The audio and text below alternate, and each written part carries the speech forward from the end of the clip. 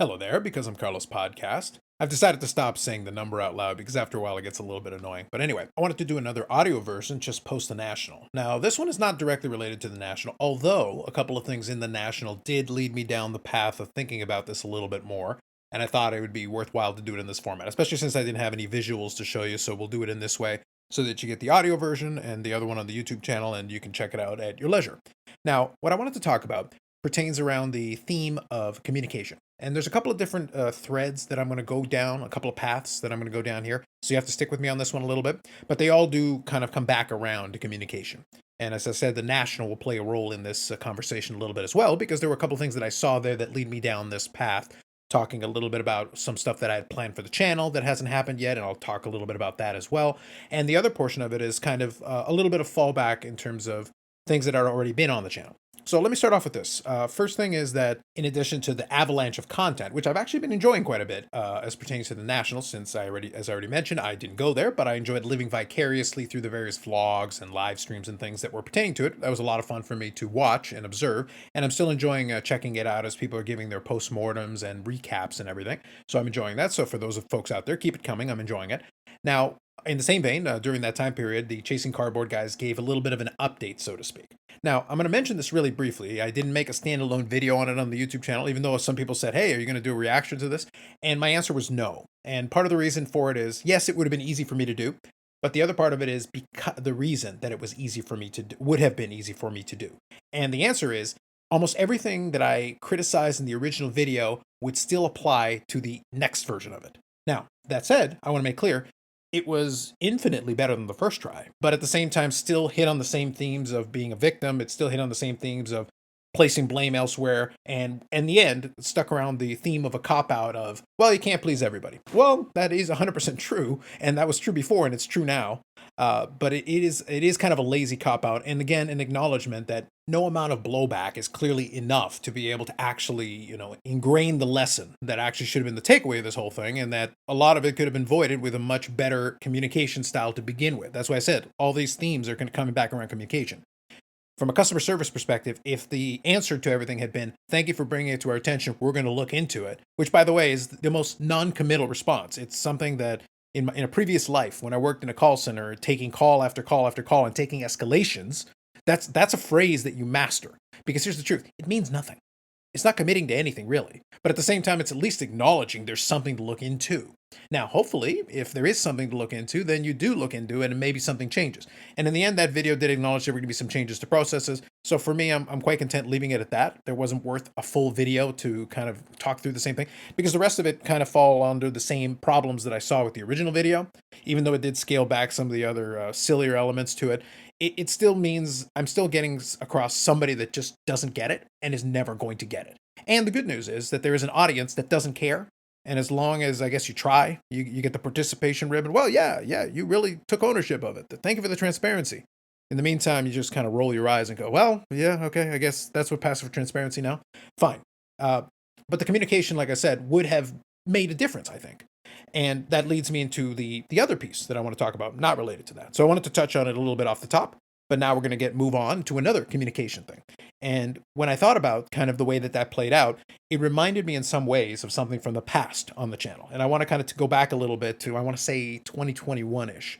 So this is when the pandemic is still going on, and you've still got the lockdown orders and everything. And one of the themes that I hit on in the channel at the time, I had a standalone video or two about it, and we definitely talked about it on the live stream quite extensively, was COMC and some of the challenges they were having at the time. And it reminded me of that because at the time, one of the biggest issues was you can acknowledge that, obviously, given COMC's way of doing business, their entire business model is very reliant on a lot of labor. They need to have people in the warehouse to be able to pick the different orders to be able to ship stuff out to people. And any issue that prevents you from being able to have enough people in the warehouse, so to speak, is naturally going to have a major impact on your ability to get stuff out the door. Shipping department, receiving department, and of course, the people actually picking the cards in the first place. And when this whole thing hit all at once, it was like the perfect storm of bad things. If you were operating a business model like what COMC was doing with individual SKUs and all these different, it was a whole ridiculous thing at the time. And I remember as things got progressively worse and worse and worse, one of the big criticisms that I had, amongst many, was that there just wasn't enough good communication coming out of there. all that really would come out, if anything at all, was really like, we're trying our best. We're facing a lot of challenges, which was 100% true. But at the same time, it becomes very hollow when that's all you've got to say. And the reality was there was really no indication what exactly was being done to fix it until much, much later. And that was a big part of the criticism for it at the time, and deservedly so. But in the same vein, as much as they struggled with the communication piece, eventually they did right the ship, but not before, using whatever announcements they were actually going to do to talk about, oh, well, we've got a machine and we've got a building you can see from space. And I remember getting a lot of hay about that at the time with the live stream. We had a lot of fun with the machine and the building you can see from space. And trust me, it was fodder for a lot of jokes at the time. But at the same time that I gave COMC a super hard time back then, it's funny because they did eventually right the ship. Communication part, they never quite got right. Today, they're much better about it. But at the time, they really struggled. But here's the thing. They were able to right the ship eventually, and they were able to do a much better job. Is it perfect? No. Are they doing a much better job than back then? By leaps and bounds, infinitely better. And at this point, I have no problem using them. I have no problem sending in cards and flipping some cards on that platform, and also ordering some cards. This very week, as I'm talking to you, as a matter of fact, yesterday, I recorded a pickup video that was a COMC pickup video. And here's the thing. Would I like the shipping to be less expensive, obviously, in Canada? Yes, I would. Would I like it to be faster instead of taking weeks and weeks? Yes, I would. But here's the thing. They changed their systems. They developed a system that actually shows you kind of a queue of where you sit, how many items are ahead of you, which, is a hit or miss, whatever. But it's a piece of information. It's a little bit of transparency, since we like our transparency. But it also gives you an estimate in terms of shipping time, in terms of when they expect it to ship and when they expect it to reach you. And when I looked at the estimated shipping to reach me, it was early August when they came through it. And that was right nearly from the beginning. They was pretty much stayed consistent. And if there was any adjustment to it, it would adjust on the fly. I've seen that before.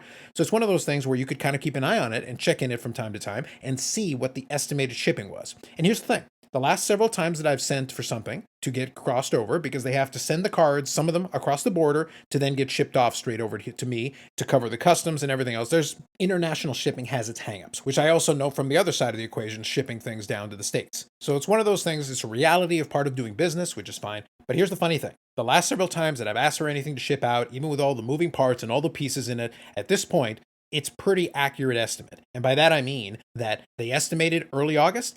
I was signing for the package at my front door yesterday on July 31st. Almost bang on. A couple of days here or there, which makes no difference to me, but that's fine. So it was a satisfactory experience.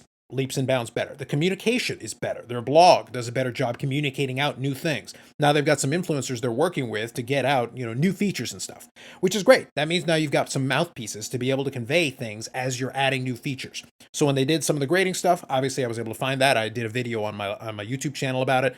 And like I said, in the same vein that I was very critical of them in 2021 when I thought they deserved it, I am very comfortable in giving them some credit in 2022, later on in 2023, when things started turning around, and I'm willing to give them credit in 2023 when they add a feature I like, and when they're basically getting the job done and giving a good, satisfactory customer experience. If the things change the other way around, I will be vocal about it at that time. I have no issue with that piece, because I've experienced it. From my side of it, if I'm not using a service, it's hard for me to say too much about it, but when I am using it, and it does serve a purpose for me, and I'm using it and I'm seeing that it's declining in quality, then that's where you can kind of say something about it. And at the same time, also question when the communication isn't keeping up. When all you're saying is we're doing our best. While that might be true, it's not satisfactory to the consumer who's saying, I know you're doing your best. But at the same time, what can we hope for as far as what is the hopeful resolution? What is the timeline you're hoping for? Even if in the end you miss it because things happen, something is better than nothing. It's one of those, I'm trying my best is so empty and doesn't give any indication or hope of it actually improving. Because you can pretty much just repeat that sentence indefinitely and it never goes anywhere. So that was a lot of the frustration at that time, because it felt like even though there was a lot of talk about, we're trying to improve things and that, even we assumed that was going to be the case. But it took quite a long time to bear fruit, and we didn't really get a lot of updates in the intermediary steps in between to be able to see it. We just kind of had to wake up one day and saw some of the improvements, and then we were able to really see, okay, fine, some things have changed. That story is to say that it is possible for you to be doing your best, but also do a much better job of communicating something out to people to give them a better understanding of what the specific challenges are. It's one of those things where we could assume what the challenges were, but in reality, we weren't getting much to go off of, and we kind of have to fill in the gaps ourselves. So again, it goes back to the communication thing. moving forward to kind of the national and what I was referring to and what I kind of led down this thought process here that I wanted to talk to you about is when I was watching the national, one of the things that I saw was the various trade nights and organized gatherings that started to fall under different themes, which I thought is a really cool thing, and hopefully that is something that goes forward. So one of the things that I kind of deal in now is the wrestling card niche, and if anybody watches my pickup videos, you'll see that there's a wrestling card element quite a number of different times, and I've got my different personal collections that I work on for that. Something that I very much enjoyed, and I'll get to more of that here in a second. But one of the gatherings they had on there was called the Main Event, and it was a variety of different wrestling card collectors who organized it, and they were able to get Panini on board as a sponsor, which is really great, and they were able to have their own little kind of trade night that was very specific to the wrestling card niche, which I think is fantastic. It creates that opportunity because wrestling cards, because of the hoarding nature that some collectors have, it's a little bit tough sometimes to find certain cards. So in a room like that, I'm sure there were some cards that don't necessarily see the light of day all the time, and some opportunities were probably there to pick up some cards. So that's one that definitely was very interesting to me, and I was able to follow it a little bit through the social media portion of things. But one of the things that I noticed, and it's something when I looked at the various pictures of it, and again, this is not representative of everything because you can't possibly see everybody's pictures from an event like that. But what I was able to see when I was able to look at some of the tables and some of the spreads of cards out on the table that people were trading, what I saw was a lot of WWE product, which makes a lot of sense because number one, Panini was a sponsor, and number two, they flat out have more cards. So it totally makes sense. But I also saw a little bit of Wrestling All-Stars, some vintage cards, and even some Leaf cards. Leaf Wrestling has done 2020 Leaf Wrestling, which I've collected some of those cards. And also they've got a newer Leaf product with a bunch of autographs on it, which I think is a nice product for what it is. Leaf is good at making some affordable autograph cards of some great names, where if you're a big wrestling fan, it's an opportunity. That's part of what I liked about the 2020 Leaf product. You were able to get your hands on a lot of great Hall of Fame caliber talents and get some autographs from them relatively inexpensively compared to some of these other products. Now, as I said, given the quantity of product available, it's no surprise that the WWE product, especially the last several products that Panini has come out with, would dominate a lot of the space because there are a lot of autographs, memorabilia, and different shiny cards and different prisms and all these great things. And it's no surprise that there would be a lot of it. Plus, you've got product there that Panini has provided, so people are ripping open and finding some cards, and then they're able to kind of trade those cards, and obviously that's going to create some more supply in the room about that as well. So it's going to be very, very slanted in the WWE fashion. But if you're noticing, what I'm saying here is that I didn't see any AEW cards. Now, that is not a surprise for me, partially because there's obviously going to be more WWE cards, but also number two, I know several AEW collectors who do enjoy collecting the cards, and the supply just isn't there. Partially because there isn't as much to go around, partially because a lot of it is kind of getting hoarded. I know a lot of player collectors who are definitely having multiples, myself included. So it's one of those things, there just isn't as much of that stuff floating around necessarily. And you can get the same impression when I scan through eBay and I don't see too much stuff here and there over time. Some of the autographs have dried up. They're available. They'll become available from time to time. But sometimes people have to open new product in order to find it and see it. But here's the thing. The real big issue is that we just haven't had another AEW product in this calendar year. And at the same time that we're not having new product, which is creating frustration, and I'll come back to the communication piece here in a second, so we don't lose out on our theme, you also have, the National itself happening, and as part of the National, Upper Deck had I want to say pack redemption. And as part of the pack redemption, you were able to get these cards. You got the Jordan ones that I think were in the VIP package, but you also had, I guess, these packs. I don't know the exact configuration because, again, I wasn't there, but you had these prominent cuts. I forget the exact terminology of it, but it's a set of various. You've got Tiger Woods, you've got some different people, but they included a couple of AEW wrestlers in the set. And that was a little set that you were able to pick up at the National if you were able to get your hands on these packs. And they also were able to have some chase cards, including some autographs and such, which is great. But at the same time, it goes back to kind of our current issue with the AEW side of this product release, in the sense that these are pretty much the only new AEW cards we've got, aside from like the match dated stuff. So when AEW has a pay-per-view, they're able to do some EPAC exclusives, EPAC achievements. These are pretty much the only cards that have come out, effectively the entire calendar year. And at the same time, I did a video on the channel months ago now where I was talking about this discrepancy a little bit, in addition to some other pieces. And I did a little graphic where I showed the Panini products on the one side, and I showed the Upper Deck AEW products on the other side. And to try to be nice, I even included the projected products, the products that had been announced but hadn't been released yet. And it was still already very much one-sided in terms of the amount. And the AEW side was relatively sparse. And now we're entering into the 8th month. We're in August. And nothing has really changed. The dates are not imminent. I've scanned some Facebook groups to keep an eye on it, and they're on pins and needles every time that Steel City or one of them shows a date, an update on the date, and it's always getting pushed back. And it's one of those things where knowing what I know about it is that really the only thing I'm paying attention to is when the checklist shows up. When the checklist shows up, I can expect within a couple of weeks we're actually going to get a release. That means the release is imminent. Something that is good to know if you're familiar with a lot of the way that Upper Deck does its releases. So now let's talk about how that relates to the channel and also talk about how that creates a little bit of frustration with the communication piece that I was talking about. Now, as far as the channel is concerned, one of the things that I'd wanted to do that I had kind of, I think, reached out to folks and kind of wanted to get their take, I wanted to do some wrestling card content specifically. And I asked if it would be something that would be better served on a different YouTube channel or on the same YouTube channel. Most people were like, yeah, just include it. And if I want to watch it, I will. And if I don't, I won't. But if you notice, I haven't really put out too much as far as that's concerned because I am focused a little bit more on the AEW card side. And as I just mentioned, there isn't a lot to say. So not much to say. It's hard to make a video on something that isn't happening or, nothing to report. And that's kind of where I get back to the communication thing. And it creates a little bit of frustration because we know that these products have been announced. Right now, as it currently stands that I'm speaking to, we've got AEW Metal, which was expected to come out at some point. That got pushed back several times. I think the first date that was originally given was in January. Again, we're in August. And then you've got AEW Allure, which is supposed to come after that. Again, when it's going to come out, we don't know. And then you've got 2023 Upper Deck Flagship, which would be the third iteration of a flagship product. As it stands today, there have only been 3 products that have ever been released. The 21 Flagship, the 22 Flagship, and the 2021 AEW Spectrum product. That is it. 3 products since Upper Deck got its license. And of course, the EPAC exclusives and a variety of these different card sets that I just told you about. Now, here's where our problem comes into play. Delays are going to happen. Panini as well has had some delays, but their delays are a couple of weeks or even a month or two, not 6, 7, 8, 9, 10 months.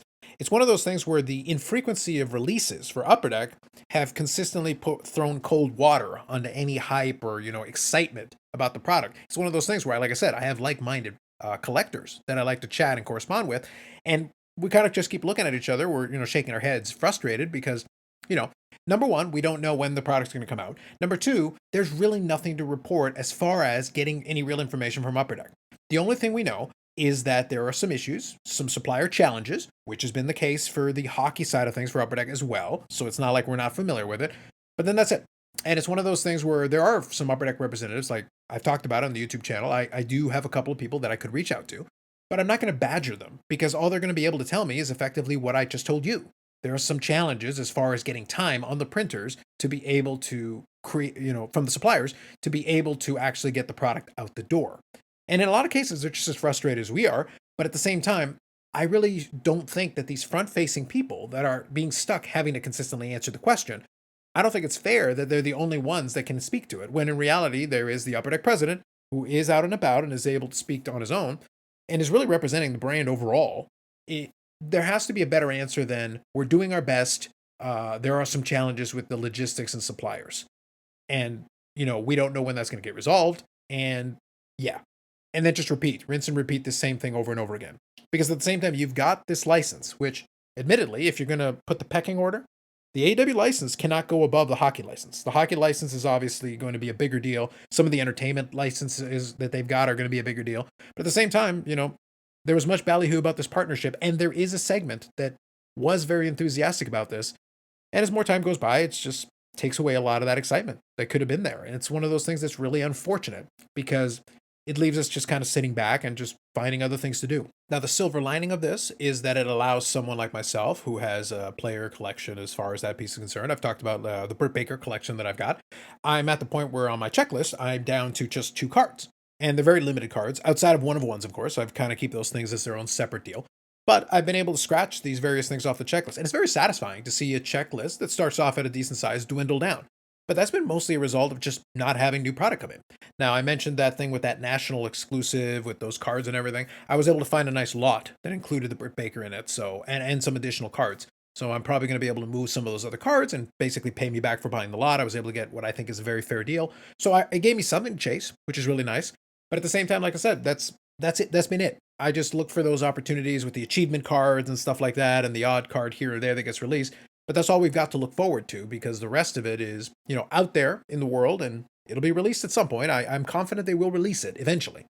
But just the infrequency of it, while at the same time I go look over at Panini, and even if they've got some delays, This past week, they released the new Select product. So they've got the WWE Select product. And fortunately, I've got a few characters that I collect now in WWE a little bit, which is gives me something to go after. And it's fun to go find those cards. And by the way, they're very nice cards. So speaking kind of what I mentioned earlier from the content side of things, I wanted to spend more time in my focus talking about the AW cards and going into a little bit more depth of that, but there's nothing to talk about, as I mentioned. So it creates a situation where if I want to talk about the wrestling cards at all, pretty much I got to talk about the Panini and the WWE product. Now, fortunately, like I said, I am collecting some of it, so I think that's what's going to happen. The next product that comes out, I'll probably spend some time talking about that one because at least there's something to speak on. But it goes back to the communication thing, like I said earlier. There is always going to be we're doing our best, there are some mitigating circumstances. But when a company, from a corporate side of things, you use that same line over and over again, eventually it loses its meaning. It's one of those things where I think most reasonable people understand that there are some mitigating circumstances. But at a certain point, I think you have to give people more. I think it's not reasonable. I think it's not unreasonable to expect a little bit more as far as, the infamous transparency. Again, we don't need to know every piece of logistical issue that you might be having, if it's a contract dispute or if it's simply a matter of it's at the back of the line and you have to prioritize and everything else is going to get pushed in front of this. Because we had the same thing. In the hockey side of things, the 2020, 2021, the Cup was released in 2023. So it's not like we're not used to product delays. But it becomes a little bit frustrating whereas in hockey, there are a ton of releases to go back and look at, a variety of different releases. In the example I gave you, there are 6 total releases, including the ones that are promised, but only 3 have been released since the beginning, going back to 2021. So it's one of those things where if you go back that far and all you've got is 3 releases to show for it, it creates a lot of frustration when you go look at the other side and just keep stacking up release after release. And you've got all these variety of cards to chase. So right now, the WWE folks that are chasing after them, they can go excitedly, they can open up the boxes, they can go on eBay and start chasing after it, involve themselves in breaks if they want to, and try to pull some of the cool cards. I can go on social media and see, oh, I pulled this card, or hey, I was able to get this card in, thanks to so-and-so for making the deal. Whereas I go on the other side and there's not a lot for me to report. Even though, in my case, I can say, I was able to scratch a big one off the checklist that'll be coming in my next mail days, which is awesome. I'm very happy to see that. But it's few and far between now. There isn't that much. But like I said, on the WWE side, I was able to add a couple of cards, so I'll be able to get those in as well. As a wrestling card collector, I've still got something at least to pursue and to have some fun with, and I've also got my sports card collection, so I will be able to keep busy. But I found over time that that's the reason I was able to delve a little deeper into the 2020 Leaf cards. They're nice. I don't like them quite as much, but it's one of those things where they do offer a fun alternative, at least a little bit of a chase, to give me something more interesting to do, while again, I continue to wait. I think the overall piece that I wanted to get to, as far as kind of combining these different elements, I started off with the chasing cardboard thing and talking about how the communication mistakes at the beginning created some bigger problems afterwards and kind of extended and dragged out something that really didn't warrant the amount of time and discussion that it was able to put out there in the YouTube space anyway. And at the same time, I talked about the ComC example, where in the end, they did resolve the issue. We're on the other side of it now. They're doing much better as far as that piece is concerned, but they had their communication breakdown. And when their communication breakdown happened, it was for much the same reason. It was that there was an understanding that there were mitigating circumstances, and it was something that affected them very deeply. But they struggled to try to communicate that in a way where people could at least feel like progress was being made. I want to be clear. I want to make sure I include this piece so that you understand my main thing here. It isn't that that people are expecting like day by day updates. I think it's more a matter of the message needs to convey some manner of progress, even if it's just basically saying that we've got this issue, we're trying to work on it, and we're starting to do this and we're starting to do that, and that's starting to help us a little bit, and it will bear fruit in time. But this is what we're working on. Again, you don't have to detail your entire roadmap, your entire plan. But it's just feeling like there is a plan, feeling like there is a path forward that will lead you to the destination you're looking for. That is something. At least it feels like there's progress being made towards it, as opposed to just kind of getting the same canned response over and over again until one day it's more or less fixed, or at least you're starting to see that progress and you start seeing those numbers start to drop. And all of a sudden now we're in a much better place than where we were. But we had a lot of potholes on the way to getting there. Now, speaking on the upper deck thing, there's very well likely that there is some mitigating circumstances with the suppliers, and it could be just an issue of prioritization. And now at this point, you have to choose the priority, and if you're going to choose the hockey product, or you're going to choose the AW product, you're going to choose the hockey product, because you're probably going to make more money out of it. Again, I'm just projecting a possibility. It's something that, could be discussed at more length. But the truth is, there is something there that goes beyond just the supplier side of it, because a lot of the same companies, it's the same suppliers. And again, all you got to do is point. Panini has decided to prioritize their WWE product to the point that they, even if there's some delays, the product is getting released. I can talk to you about 2023 WWE Select. And that's even with Panini losing the WWE license to Fanatics in the next couple of years. Fanatics is looming large. WWE Tops may be coming back sooner rather than later. But even still, Fanatics is releasing these products. They're releasing Prism. They're releasing this. They're releasing Chronicles. These products are out there. People that want to chase them have something to chase. And I think that keeps the momentum. It's in a niche genre like this that I'm referring to.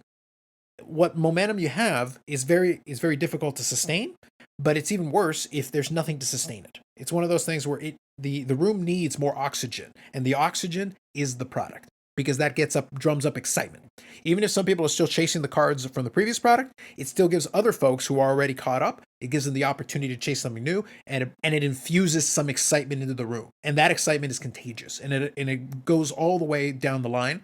And right now we're getting kind of the opposite, because the oxygen has been sucked out of the room, and that's quieted things down quite a bit. Because even the cards that are out there, there's just less excitement for those cards, and it's reflected in the prices, it's reflected in the interest, and it's reflected in the content. Because I follow a lot of different wrestling card podcasts, I follow wrestling card YouTube channels. There are not tons of them, but they do exist. And the fact is, every time they talk about it, even if they mention AEW, it's in brief passing. And basically, it comes down to the same thing. It's like, yeah, I wish they were releasing this stuff. It's frustrating, but there's nothing to report. And when that's the only message you get, that there's not going to be a lot of excitement and a lot of momentum, one day we're going to wake up and there's going to be a product. It's going to be almost a surprise at this point.